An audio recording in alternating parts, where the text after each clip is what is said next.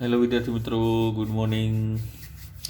શિયાળાની સરસ મજાની સવારમાં ફરીવાર મળીએ છીએ આપણે ફિઝિક્સના લેક્ચરની અંદર.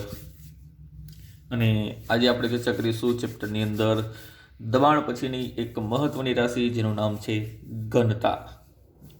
ક્વેશ્ચન સર થાય, ઘનતા વિશે તો અમે જાણીએ છીએ થોડું ઘણું, પણ તેના વિશે થોડીક વિશેષ જાણકારી પણ આજે આપણે મેળવવા જઈ રહ્યા છીએ.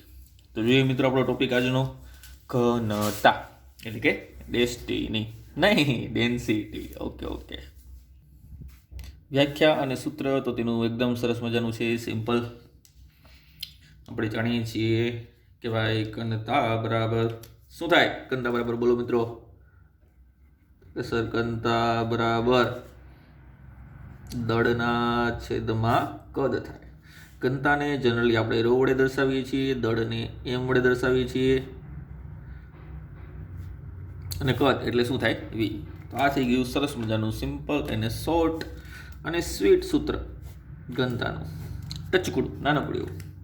ઓહો, આમાં શું છે ભાઈ? કાંઈ નથી. ઊભા તો રહ્યો. હજી આના વિશે આપણે બીજી બધી જાણકારી પણ મેળવવાની છે. ચલો તો સૌપ્રથમ આપણે વ્યાખ્યા લખી બતાવીએ આના ઉપરથી. તો ભાઈ સિમ્પલ અને સોબર વ્યાખ્યા છે. પદાર્થનું દળ અને તેના કદના ગુણોત્તરને ઘનતા કહે છે. પદાર્થનું દળ અને કદના ગુણોત્તરને પદાર્થની ઘનતા કહે છે. જો આમ ન લખવું હોય તો મિત્રો, તો ઘનતાને બીજું કંઈ નથી, એક પ્રકારનું દળ જ છે, પણ એકમ કદ દીઠ. જ્યારે આપણી આવું સૂત્ર હોય ત્યારે આપણે જનરલી મોસ્ટ ઓફ આપણે બનાવતા હોય છે વ્યાખ્યા કે નીચેના અને એકમ લઈ લ્યો તો ઉપરની જે રાશિ છે એ જ બરાબરની રાશિ થશે. તો એકમ કદ દીઠ રહેલા પદાર્થના દળને તે પદાર્થની ઘનતા કહે છે. એટલે 1 મીટર ક્યુબ કદની અંદર જે દળ સમાવેશ કરેલું હોય છે એ દળને જ શું કહેવાય છે? ઘનતા કહે છે. અથવામાં તો આપણે એવું લખી શકીએ, પદાર્થના એકમ કદ દીઠ દળને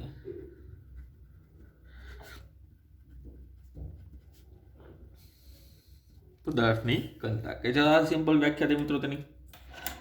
ક્લિયર? એકમની ચર્ચા કરીએ તો સૂત્ર ઉપરથી બનાવવાનો છે, યાદ નથી રાખવાનો એકમ. ચલો, દળનો એકમ થશે કિલોગ્રામ, કદનો એકમ થશે મીટર ક્યુબ.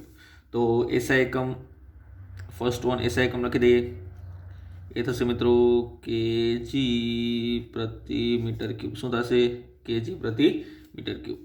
આ થશે તેનો એસઆઈ એકમ. જો સીજીએસ લખવું હોય તો નંબર 2 કરીને લખો સીડીએસ એકમ. કિલોગ્રામની જગ્યાએ ગ્રામ. દળનો સીજીએસ એકમ છે ગ્રામ ને, અને અંતરનો સીજીએસ એકમ સેન્ટીમીટર. તો કદનો સીજીએસ એકમ થશે મિત્રો સેન્ટીમીટર ક્યુબ. તો આ થશે તેનો સીજીએસ એકમ. બંને વચ્ચેનું રિલેશન પણ છે. ઘણી જગ્યાએ ઘનતા તમને ગ્રામ પ્રતિ સેન્ટીમીટર ક્યુબમાં આપેલું અથવા તો કેજી પ્રતિ મીટર ક્યુબમાં આપેલું, કે બેની અંદર આપેલું. તો બંનેનું રિલેશન પણ જોઈ લેજો મિત્રો. 1 ગ્રામ પ્રતિ સેન્ટીમીટર ક્યુબ, 1 ગ્રામ પ્રતિ સેન્ટીમીટર ક્યુબ બરાબર 1000 ગ્રામ કેજી પ્રતિ મીટર ક્યુબ થાય. 1 ગ્રામ પ્રતિ સેન્ટીમીટર ક્યુબ બરાબર 1000 ગ્રામ કેજી પ્રતિ મીટર ક્યુબ થાય. ક્લિયર? ચલો, પારિમાણિક સૂત્રનું એ પણ સિમ્પલ છે. પારિમાણિક સૂત્ર પણ બની જાય સર, એમાં શું હોય ભાઈ? બનાવો પારિમાણિક સૂત્ર બનાવો. ચલો,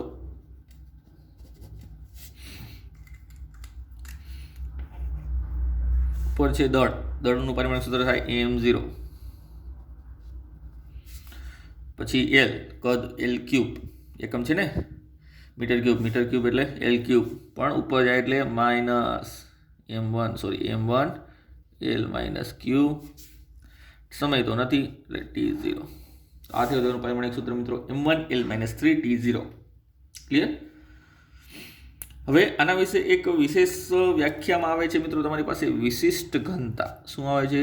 વિશિષ્ટ ઘનતા. ચલો, એના વિશે માહિતી આપણે મેળવી છે કે ભાઈ વિશિષ્ટ ઘનતા એટલે શું. મિત્રો વિશિષ્ટ ઘનતા એ કાંઈ જ નથી જેને ધારો કે હું રો ડેશ વડે દર્શાવું, રો ડેશ. તો વિશિષ્ટ ઘનતા બીજું કાંઈ નથી મિત્રો, કોઈ પણ પદાર્થની ઘનતા એ પાણીની સાપેક્ષે માપવામાં આવે તો તેને તેની વિશિષ્ટ ઘનતા કહે છે. તો અંશમાં મૂકવાની પદાર્થની ઘનતા છેદમાં 277 કેલ્વિન એટલે કે 4 અંશ સેલ્સિયસ તાપમાને પાણીની ઘનતા મૂકવાની, જે કેટલી હોય ખબર છે પાણીની ઘનતા આટલા તાપમાને? 10⁻³ એટલે કે મેક્સિમમ કેજી પ્રતિ મીટર ક્યુબ હોય. કેટલી હોય? 10⁻³ કેજી હોય. 277 કેલ્વિન તાપમાને શું કામ કીધું સર? પાણીની ઘનતા તો અચળ નથી રહેતી. ના, એવું નથી મિત્રો.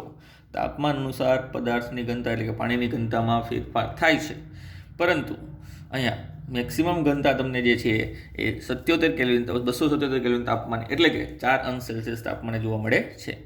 તો આ છે મિત્રો પદાર્થની પાણીની ઘનતા. હવે એક વસ્તુ ખાસ યાદ રાખવાની, જો તમે અંશમાં કેજી પ્રતિ મીટર ક્યુબ લ્યો તો નીચે પણ કેજી પ્રતિ મીટર ક્યુબ લેવાનું. જો અંશમાં ગ્રામ પ્રતિ સેન્ટીમીટર ક્યુબ લ્યો તો નીચે પણ ગ્રામ પ્રતિ સેન્ટીમીટર ક્યુબ લેવાનું, કારણ કે ઉપર નીચે બંને ઘનતા જ છે. તો જો નીચે તમે ગ્રામ પ્રતિ સેન્ટીમીટર ક્યુબ લેશો તો એક થશે ને, કારણ કે 10⁻³ કેજી પ્રતિ મીટર ક્યુબ 10⁻³ કેજી પ્રતિ મીટર ક્યુબ એટલે એક થાય. તો પાણીની ઘનતા ચલો લખી દઉં એટલે ખ્યાલ છે. પાણીની ઘનતા પાણીની ઘનતા 10⁻³ કેજી પ્રતિ મીટર ક્યુબ થાય અથવા તો 1 ગ્રામ પ્રતિ સેન્ટીમીટર ક્યુબ થાય. ક્લિયર? જે તમારે યાદ રાખવાની છે. જો આપેલી હોય આગળ કોઈ પોઈન્ટવાળી 1.3 1.03 એવી રીતે તો એ લખવાની, બાકી ન આપેલી હોય ત્યાં સુધી 1000 અથવા 10⁻³ કેજી પ્રતિ મીટર ક્યુબમાં લખવી. ક્લિયર? તો આથી મિત્રો વિશિષ્ટ ઘનતા. વિશિષ્ટ ઘનતાને કોઈ પણ જાતનો એકમ નથી, એટલે વિશિષ્ટ ઘનતા જે છે એ પરિમાણ રહિત રાશિ છે તેમ કહી શકાય. ઉપર ઘનતા નીચે ઘનતા, તો વિશિષ્ટ ઘનતાને કોઈ પણ જાતનો એકમ નથી. તો વિશિષ્ટ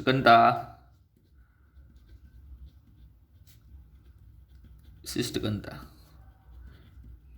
પરિમાણ રહિત રાશિ છે. એમસીક્યુમાં પૂછી નાખે કે વિશિષ્ટ ઘનતાનો એકમ નીચેનામાંથી કયો છે, તો એક પણ નહીં. મીન્સ કે એવો આપેલું હોય તમને M0 L0 T0 અથવા તો એક પણ નહીં. બીજી એક ખાસ અગત્યની ચર્ચા અહીંયા આપણે કરવાની છે મિત્રો. તમે ખાસ કરીને જ્યારે અવલોકન ક્યારેક આવું કરેલું હોય ત્યારે તમે પિચકારી ઉપયોગ કરો છો. યસ, આપણે હોળી ધૂળેટીમાં પિચકારીનો ઉપયોગ કરતા હોય. Yes, very good. તો એમાં ઉપરનો જે હેન્ડલ છે એના પર પ્રેસ કરીએ તો અંદરના સિલિન્ડરમાં પિસ્ટન આવે. પિસ્ટન આગળ તરફ ધકેલાય એટલે અંદર રહેલું પ્રવાહી એટલે કે પાણી એ પણ આગળ તરફ ધકેલાય અને આગળનો જે નાનકડો હોલ છે એમાંથી બહાર નીકળે. ક્લિયર? હવે ધારો કે આગળનો નાનકડો હોલ છે ત્યાં એક આંગળી રાખી દો.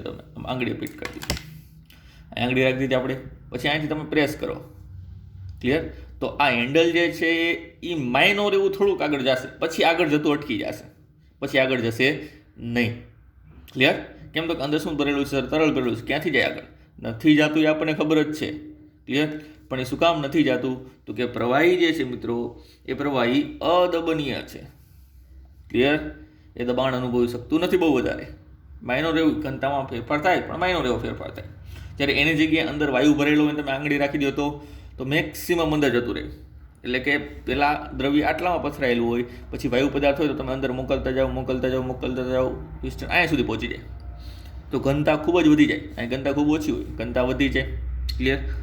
તો મિત્રો વાયુ પદાર્થ છે એની ઘનતામાં ફેરફાર થાય, પણ પ્રવાહી પદાર્થની ઘનતા મોટા ભાગે અચળ રહે છે. અને કદાચ ફેરફાર થાય તો હાવ નજીવો જેને તમે અવગણી શકો, એટલે કે 0.05%. એટલા માટે પ્રવાહી પદાર્થને અદબનીય કહેવાય છે અને વાયુ પદાર્થને મિત્રો દબનીય કહેવાય છે. કોણ કોણ છે? તો કે પ્રવાહી અને વાયુ. તો કે પ્રવાહી પદાર્થ પર બળ લગાડીએ આપણે તો તેની ઘનતા લગભગ અચળ રહે છે. એટલે કદાચ ફેરફાર થાય તો 0.05% જેટલો ફેરફાર થાય, જેને આપણે અવગણી શકીએ. એટલા માટે તમે પ્રવાહીને શું કહો છો? અદબનીય કહો છો. શું કહો છો? એટલે કે પ્રવાહી કેવું છે? અદબનીય છે. જ્યારે વાયુ પદાર્થની ચર્ચા કરવામાં આવે તો તેની ઘનતા દબાણ અનુસાર એટલે કે P અનુસાર બદલાય.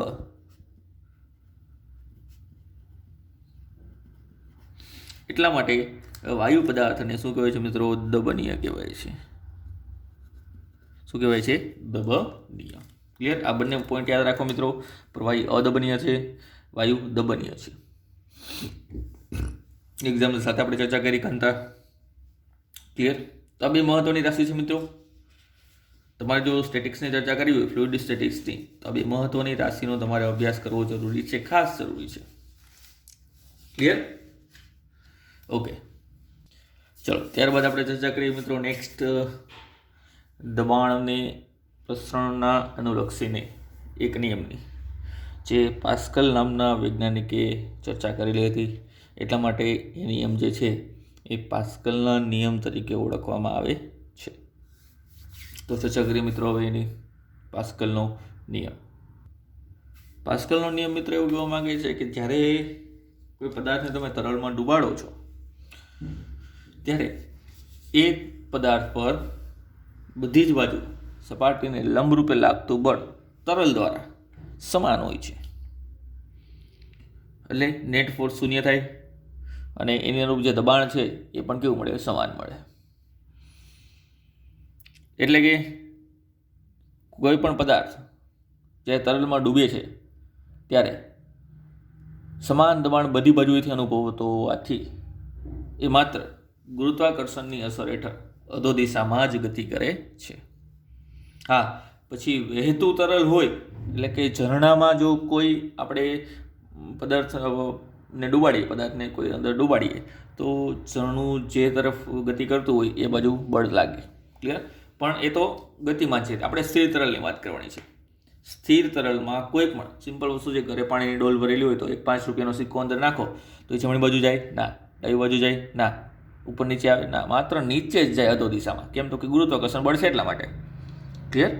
એ અચળ ઝડપથી નીચે જશે, એ એકે બાજુ ગતિ કરશે નહીં. કેમ? તો કે સર બધી બાજુએ એ સિક્કા પર તરલ દ્વારા લાગતું દબાણ કેવું હોય છે? સમાન હોય છે. એટલા માટે માત્ર કેવું જાય છે?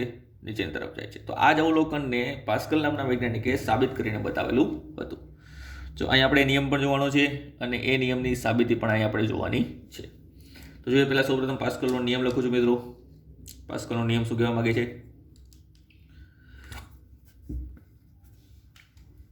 એક તો સિમ્પલ અને શોર્ટ સેન્ટન્સ જે તમને આપેલું છે, સ્થિર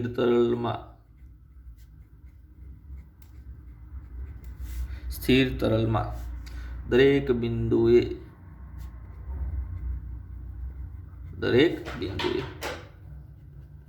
દબાણ સમાન હોય છે. સ્થિર તરલમાં દરેક બિંદુએ દબાણ સમાન હોય છે.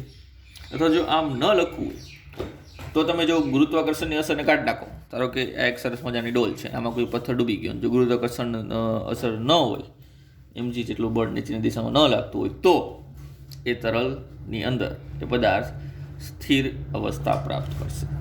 અંદર જ્યાં ડૂબાડ્યો હશે ત્યાં રહેશે, એકે બાજુ ગતિ કરશે નહીં. કારણ કે આ બાજુ જેટલું બળ લાગે એટલું જ આ બાજુ લાગે, ઉપરથી લાગે એટલું જ નીચે લાગે, તો એ પદાર્થ એક પણ બાજુ ગતિ કરશે નહીં. તો જો ગુરુત્વાકર્ષણની અસરોને અવગણવામાં આવે તો જો ગુરુત્વાકર્ષણની અસરોને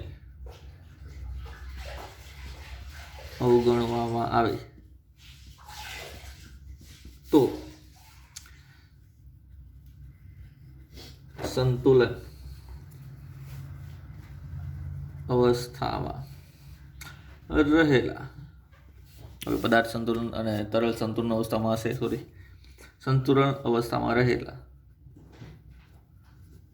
અદબનીય તરલમાં પ્રત્યેક બિંદુએ દબાણ કેવું હોય છે મિત્રો? સમાન હોય છે. પ્રત્યેક બિંદુએ દબાણ સમાન હોય છે. એક્ઝામ્પલ તરીકે ચલો એક સરસ મજાની આકૃતિ દ્વારા ચર્ચા કરીએ. હવે ધારો કે આપણી પાસે કોઈ પાત્ર છે મિત્રો,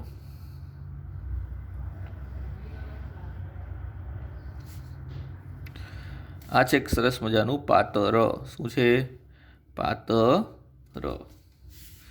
આ પાત્રની અંદર તરલ ભરેલું છે મિત્રો. આ છે તેની મુક્ત સપાટી, અહીંયા સુધી તરલ ભરેલું છે. આપણે વિચારીએ. ક્લિયર? તો આ જે છે ઉપરનો ભાગ, એને શું કહેવાય? તરલની મુક્ત સપાટી કહેવાય. શું કહેવાય? મુક્ત સપાટી. અહીંયા સુધી તરલ ભરેલું છે આપણે વિચારીએ. હવે એ જ તરલનો એક નાનકડો એવો તરલ ખંડ આપણે જોઈએ કે જે લગભગ પ્રિઝમ આકારનો છે. શું જોઈએ આપણે? તરલ ખંડ જે લગભગ પ્રિઝમ આકારનો. ચલો ડ્રો કરીને જ બતાવું એટલે વધારે આઈડિયા આવશે.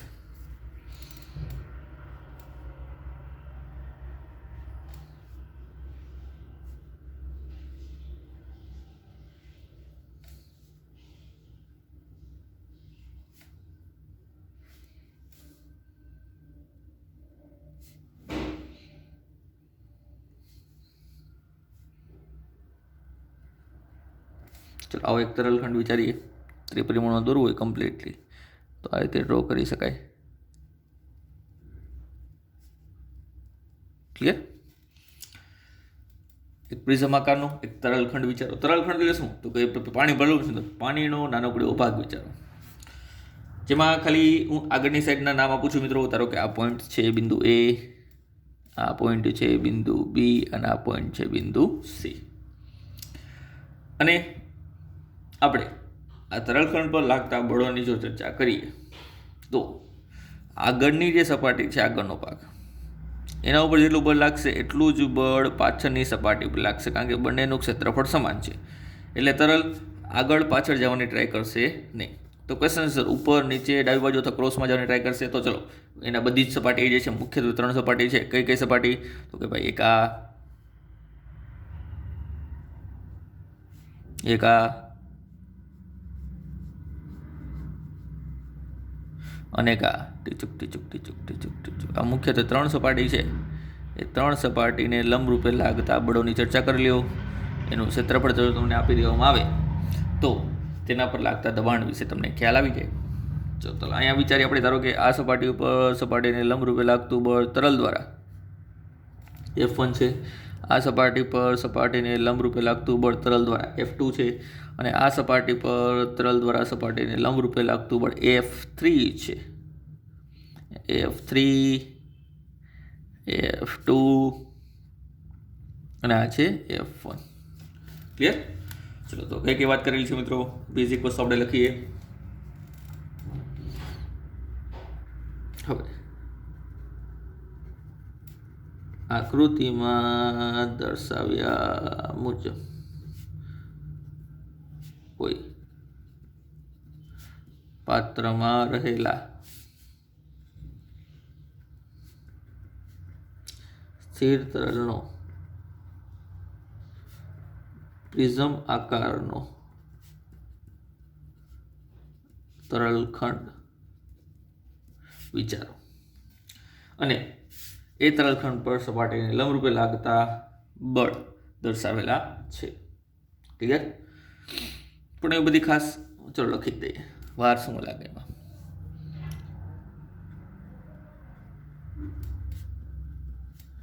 તરલખંડ પર લાગતા બળો પણ દર્શાવેલા છે. તરલખંડ પર લાગતા બળો પણ આપણે આકૃતિમાં દર્શાવેલા છે. ચલો સરળતા ખાતર આને હું 2Dમાં દોરું છું, નીચે દોરું છું. ક્લિયર? જોઈ લેજો. આ જે સપાટી છે, આ સપાટી, ચલો આ સપાટીનું ક્ષેત્રફળ લખી દઉં છું. આ સપાટી જે છે એનું ક્ષેત્રફળ છે મિત્રો A3. ક્લિયર? આ સપાટી છે એ સપાટીનું ક્ષેત્રફળ છે A1 અને આ સપાટી છે મિત્રો, આ સપાટીનું ક્ષેત્રફળ છે A2. ચલો હવે આને હું 2Dમાં દોરું છું. ક્લિયર? 2Dમાં દોરીશ એટલે માત્ર તમે એક પ્રકારનો ત્રિકોણ જ બનશે ને ભાઈ. 2Dમાં દોરો તો શું થાય? ત્રિકોણ જ બને.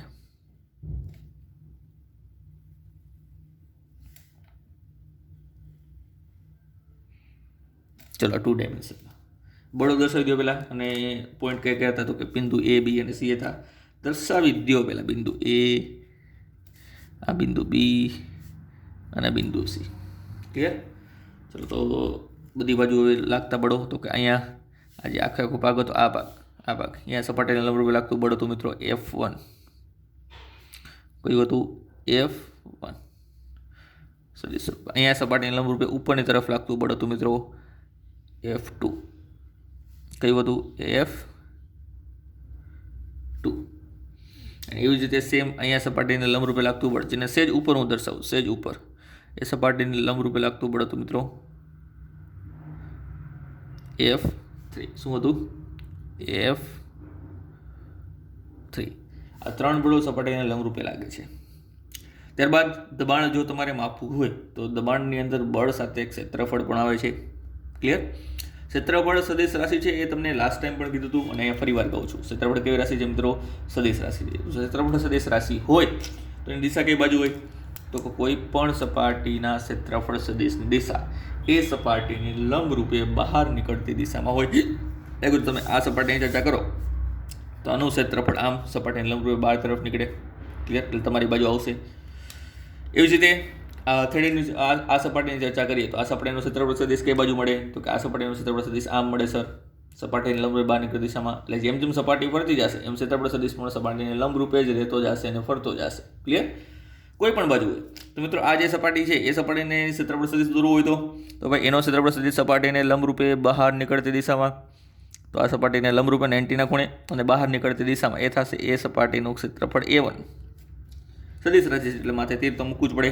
એવી રીતે આનું ક્ષેત્રફળ સદિશ એ પણ સપાટીને લંબરૂપે બહાર એટલે કે નીચેની બાજુ એ થશે A2, એ પણ સદિશ રાશિ છે. અને એવી રીતે આ સપાટીનો ક્ષેત્રફળ સદિશ એ થશે મિત્રો A3, એ પણ સપાટીને લંબરૂપે બહાર નીકળતી દિશામાં A3, જેને આપણે કહી દઈએ A3. ક્લિયર? તો બધી જ બાજુના સપાટીના ક્ષેત્રફળો અને બળોની ચર્ચા આપણે કરી ચૂકેલા છીએ.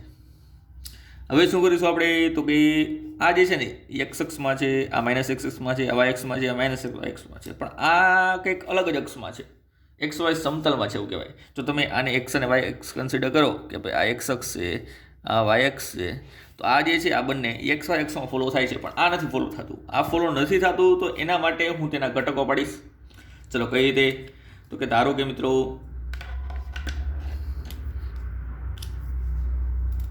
આ છે તેનો એક્સ અક્ષની દિશામાંનો ઘટક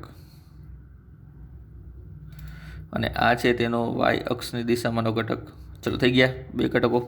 તો સર ઓલા નહીં પડે ને? આ પડે તેને ના થોડીક પડાય, આને પાડી દો. ચલો આ વાય અક્ષની એટલે કે ઊભી અક્ષની દિશામાંનો સદિશ અને આ છે એક્સ અક્ષની દિશામાંનો સદિશ. હવે કોસ કોને કેવો, સાઇન કોને કેવો? તેના પહેલાં અમારે થીટા મેઝર કરવા આપણે. ધારો કે મિત્રો તરલખંડની અંદર આ જે ખૂણો છે એ થીટા છે. આ ખૂણો શું છે? થીટા. હવે જોજો ખાસ કઈ કઈ બે રેખા વચ્ચેનો ખૂણો છે? તો કે આ અને આ બંને રેખા વચ્ચેનો ખૂણો જે છે એ કેવો છે? થીટા છે. ક્લિયર? તો હવે જોજો ખાસ, જો આ થીટા હોય તો આનો લંબ આ થાય, એસીનો લંબ આ થાય અને બીસીનો લંબ આ થાય કે નહીં? એસીનો લંબ આ રેખા, બીસીનો લંબ આ રેખા. તો જો બે રેખા વચ્ચેનો ખૂણો થીટા હોય તો બે લંબ વચ્ચેનો ખૂણો પણ થીટા જ થાય. ક્લિયર? એવી જ રીતે પછી આ યુગ્મ કોણ બનાવે છે મિત્રો? ઊંધો ઝેડ અહીંયાથી લઈને અહીંયા સુધી, તો આ ખૂણો પણ થીટા જ થાય. જેની સાથે થીટા બને એ કોસ, ન બને એ સાઇન. તો આ થશે મિત્રો F3 કોસ થીટા, નથી એ થશે F3 સાઇન થીટા. એવી જ રીતે મિત્રો ક્ષેત્રફળ માટે લખી દો. આ થશે A3 સાઇન થીટા, આ થશે A3 કોસ થીટા. ક્લિયર? હવે તરલખંડ સંતુલિત સ્થિતિમાં છે એ આપણે જાણીએ છીએ. સંતુલિત સ્થિતિમાં ત્યારે જોઈએ કે જ્યારે મિત્રો આ બાજુ બળ લાગે એટલું જ આ બાજુ લાગે, નીચેની બાજુ લાગે એટલું જ ઉપર તરફની લાગે, ત્યારે એ તરલખંડ સંતુલિત સ્થિતિમાં હોય. તો અહીંયા બળોની ચર્ચા આપણે કરીએ. ચલો, તરલખંડની સંતુલિત સ્થિતિ માટે તરલખંડની સંતુલિત સ્થિતિ માટે શું લખીશું તમે? તરલખંડની સંતુલિત સ્થિતિ માટે તો કે સર જો F1 જમણી બાજુ લાગતું હોય તો એની વિરુદ્ધ દિશામાં કોણ છે ભાઈ? હા, આ રહ્યું તેની વિરુદ્ધ દિશામાં. એ અહીંયા જ લાગે મિત્રો, પણ ખાલી ઉપર સરળતા ખાતર ઉપર દર્શાવેલું છે, બાકી લાગે છે તો અહીંયા જ તે. એની વિરુદ્ધ દિશામાં એનો ઓપોઝ કરો એટલે તેનો વિરોધ કરવાળું F3 સાઇન થીટા હોય જ તો જ તરલખંડ સંતુલિત સ્થિતિમાં રહે. તો એના માટે લખી દઈએ આપણે F1 બરાબર F3 સાઇન થીટા હોય જ. બંનેના મૂલ્ય સમાન હોય, દિશા પરસ્પર વિરુદ્ધ છે. તો એવી જ રીતે F2 માટે બની શકે ને? યસ બને. F2 કઈ બાજુ લાગે છે? ઉર્ધ્વ દિશામાં. તો અર્ધ્વ દિશામાં લાગતું એકાદું બળ હોય જ તે F3 કોસ થીટા. તો F2 બરાબર F3 કોસ થીટા. ક્લિયર? લખી શકો આવી રીતે? તો કે યસ લખી શકાય. બીજી એક વસ્તુ ખાસ યાદ રાખવાની, ક્ષેત્રફળ માટે પણ તમે આવું લખશો, પણ એ સંતુલિત સ્થિતિ માટે ન આવે, એ આકૃતિની ભૂમિતિ ઉપરથી આવે. તો આકૃતિની ભૂમિતિ ઉપરથી આપણે નેક્સ્ટ પોઈન્ટ પણ લખી શકીએ.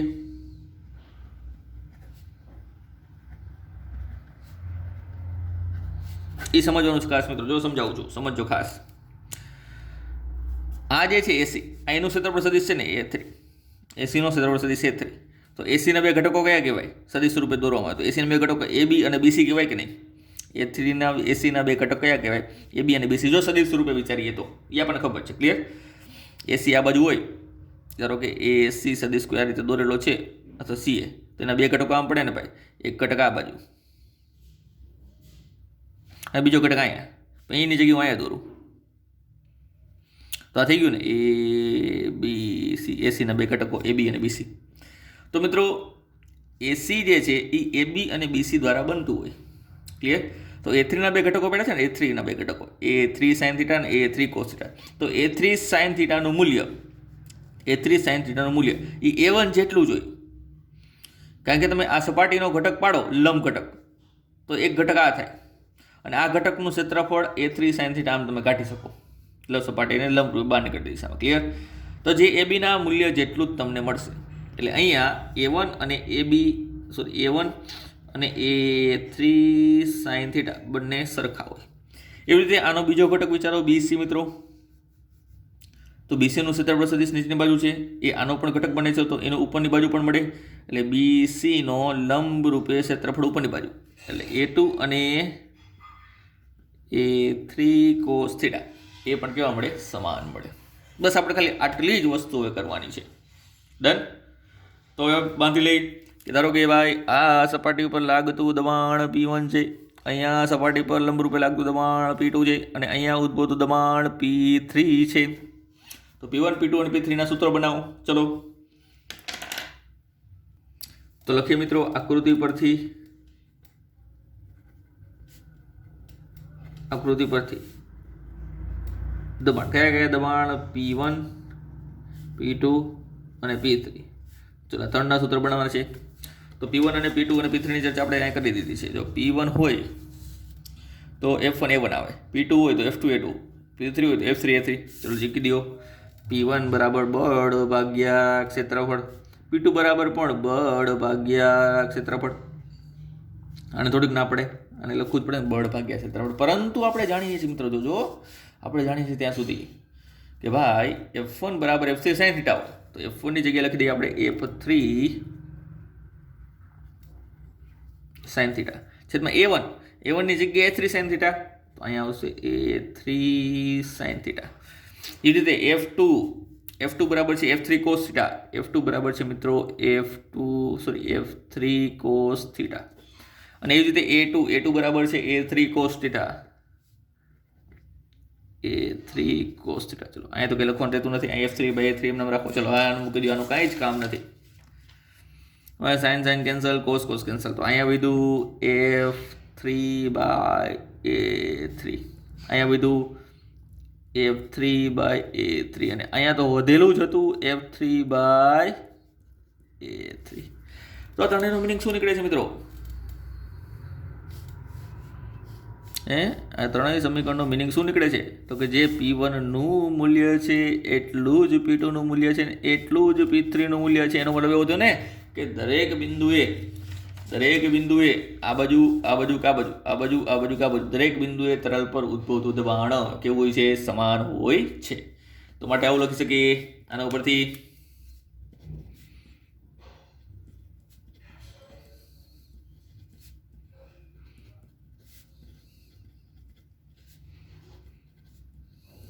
સમાન હોય છે. આ થયો મિત્રો પાસ્કલનો સમગ્ર નિયમ. ક્લિયર? ખાલી થોડું કેલ્ક્યુલેશન પાછળ, બાકી બધી જ વસ્તુ આપણે આગળ ચર્ચા કરી લીધી છે. તો તમારો 2 માર્કનો અગત્યનો ઇમ્પોર્ટન્ટ ક્વેશ્ચન છે પાસ્કલનો નિયમ, યાદ રાખીશું. ક્લિયર? ખૂબ જ સરસ મજાની થિયરી છે અને આ જ પાસ્કલનો નિયમનો ઉપયોગ કરીને આપણે આગળની અમુક પોઈન્ટની પણ હજી ચર્ચા કરવાની છે. પણ પાસ્કલનો નિયમ યાદ રાખજો, દરેક બિંદુએ દબાણ સમાન હોય છે. ક્લિયર? ચલો આ થઈ મિત્રો આજના લેક્ચરની વાત, ઘનતા અને પાસ્કલનો નિયમ. ત્યારબાદ વધારાની ચર્ચા, દબાણનો ઊંડાઈ સાથે થતો ફેરફાર, પાસ્કલના નિયમના ઉપયોગો, એ બધી ચર્ચા આપણે કરીશું નેક્સ્ટ લેક્ચરમાં. તો મળીએ મિત્રો નેક્સ્ટ લેક્ચરની અંદર.